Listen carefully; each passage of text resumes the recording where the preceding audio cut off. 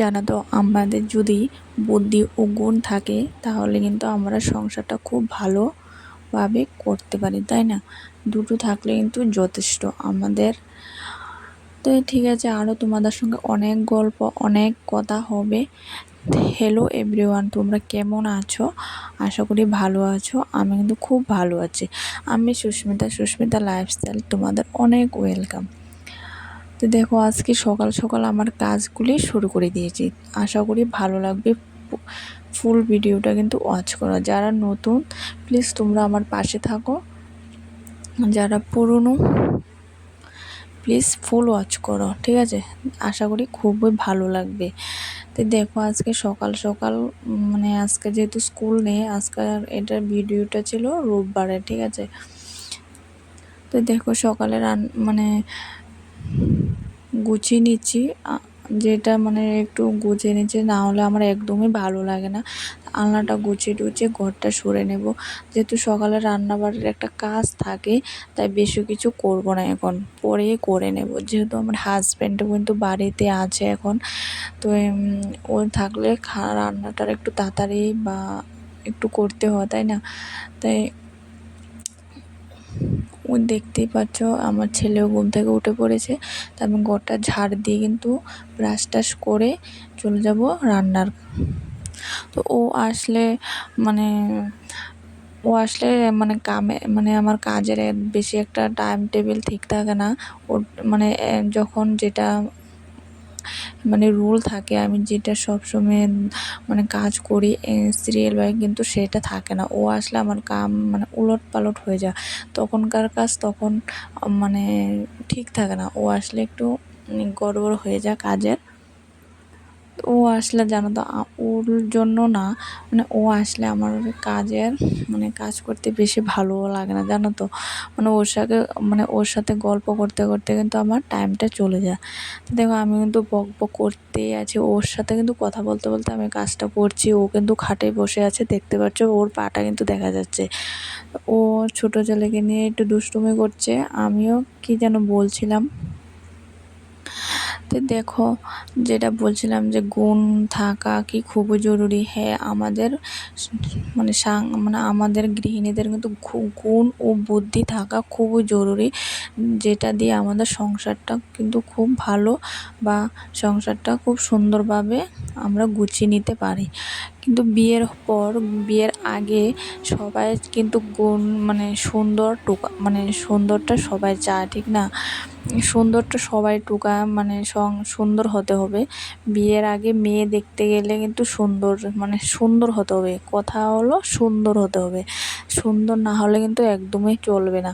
কিন্তু বিয়ের পর তখন যখন 2-3 মাস বা বিয়ের প্রথম তো ঠিক আছে, বিয়ের কয়েকদিন পর কিন্তু সৌন্দর্যটা দিয়ে কিছুই হয় না। তখন কিন্তু সৌন্দর্যটার বিচার করে না, তখন করে গুণ, ঠিক আছে? গুণ থাকতে হবে।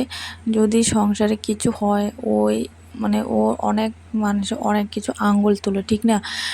গুণ থাকতে হবে, বুদ্ধিও থাকতে হবে। গুণ আর বুদ্ধি দিয়ে তুমি সংসারটা সুন্দরভাবে পরিপাটি করে রাখো, তাহলে কিন্তু সবাই ভালো বলবে। আর যদি না করো, তাহলে কিন্তু সবটা কিন্তু সবার দ্বারা হয় না, ঠিক না?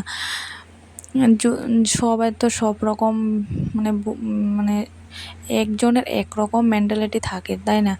তো দেখো,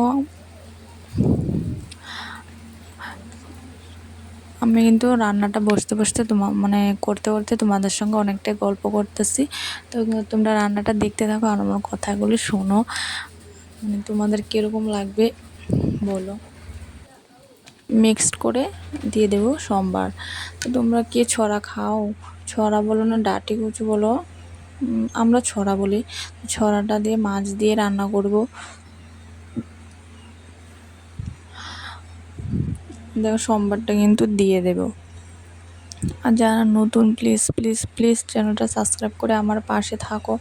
আর যারা পুরনো, প্লিজ আমার ফুল ওয়াচ করে দিও গো তোমরা সবাই।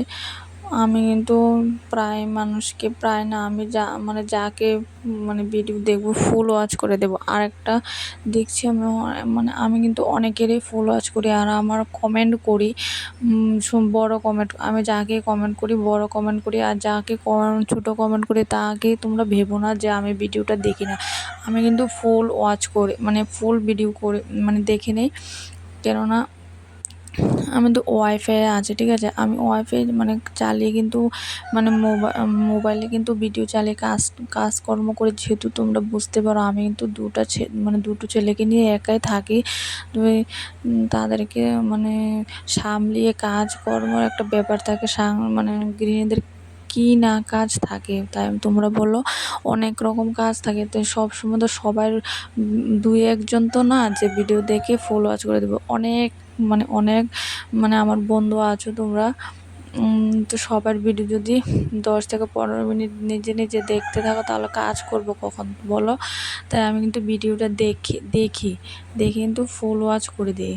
তোমরা ভেবো না যে ভিডিও কিন্তু দেখি না, আমি দেখি ফুল ওয়াচ করে কিন্তু কমেন্টটা করি। আর যাদের মানে একদম সুন্দর বড় কমেন্ট করি তাদের কিন্তু বসে ভিডিওটা দেখি, তাই একটু মানে বলতে পারি।